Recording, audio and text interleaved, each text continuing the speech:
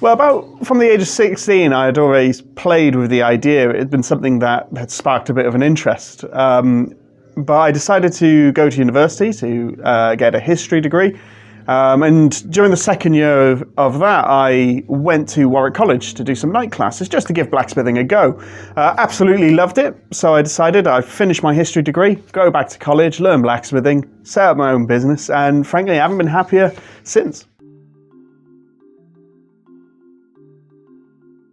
Well, I mean, I would struggle to really pinpoint some specific skills that you need to do it. A lot of people usually say, oh, I imagine you've got to be really strong to be a blacksmith. And frankly, it's not the case. It does come down a lot to technique, getting the right heat in the metal and using your hammer correctly. So strength does help, but it's not really a key part to blacksmithing. You should try to have a good eye for detail. You'll need to be very patient at times and persevere quite hard. And some people do seem to naturally pick it up, although I would say most people can have a good crack at it. It's just whether you persevere and keep going to learn all the skills of blacksmithing. Some people, again, might not have the coordination or don't feel they've got the coordination. But I usually find that the most unlikely people at times suddenly become really good blacksmiths or show an aptitude to blacksmithing. I recently just moved from my last workshop in August last year, and I'm now sharing a workshop with another blacksmith, an arrowsmith in fact, and both of us are working on making historical replicas and the likes.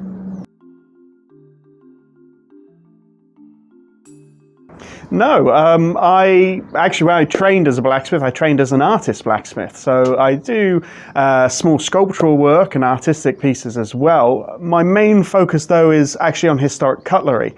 People tend to forget that things like knives are actually tools first. They're not really weapons, unless they're things like daggers and swords, of course. But no, historic cutlery, reproducing that, and also making modern kitchen knives, bushcraft knives as well.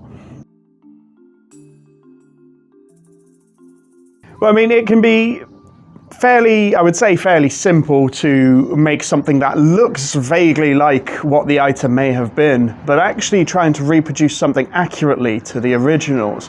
What we have to bear in mind is when they made them, they weren't necessarily working to a set of measurements. However, when I come to reproduce what they did, I've got to work out the measurements, research similar items as well to try and fill in the gaps in the archaeology. There's a heck of a lot of research behind all of that. And then, of course, I've got to have the eye and the forging technique to actually produce something as close as I can to the original item. And that's no easy task. And well, with regards to the North Burstead Man, I've got to say the favourite replica out of those ones that I made had to be the sword. It was actually... the forging of the sword itself was relatively simple, but it was actually doing the handle, working with that ram's horn and shaping that handle, and just spending the time trying to get that fitting perfectly to feel right in the hand and copy other examples and get it so it just feels right. In the wider scale of things, some of my favourite replicas I've made have to be some of the very delicate 15th century eating knives from Salisbury. That's that light, delicate, intricate work. I really enjoy that on knives. It's a question we get asked a lot as blacksmiths, actually. If you count little things like sparks or the odd bit of forged scale touching your hand, okay, you get little surface burns on you. You get used to it. You don't really notice it much. Major burns, if there's only been a few in about 10 years of blacksmithing, you tend to move quickly when hot metal drops on the floor, and you try to get out of its way quite fast. And of course, people always wonder, why do we have the beards? This is PPE. It is to protect my face from sparks and metal burning it if anything should go wrong. This is actually a question I get asked surprisingly quite frequently. It's called the Iron Age for a reason. Yes, there's iron in the Iron Age from around, well, in Britain from around 800 BC, but it may have started from about 1400 BC over in the Middle East. There's also steel in the Iron Age. People are always quite surprised to hear that. They are from a very early period, about 600 BC, we have examples of steel knives. Fairly low carbon steel, but they are there. Steel knives in Britain from, around 600 BC.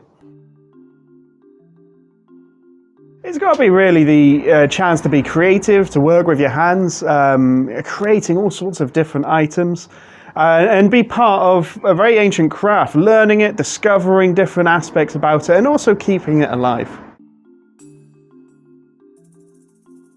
Yes, I did do reenactment before as a hobby on weekends. Now I actually provide historic displays professionally. I would maybe say I'm a living historian or even a period interpreter.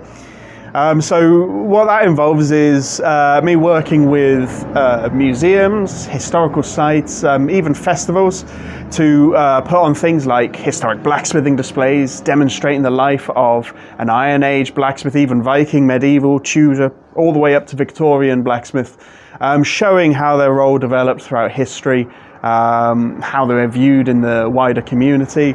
But not just blacksmithing. Iron Age hunting displays talk about how we got our food, again, their role in the community, what we got from animals at the time. Even things such as a Tudor master carver, so demonstrating how food would have been served at the dinner board, how manners were important, and how that could affect your social standing.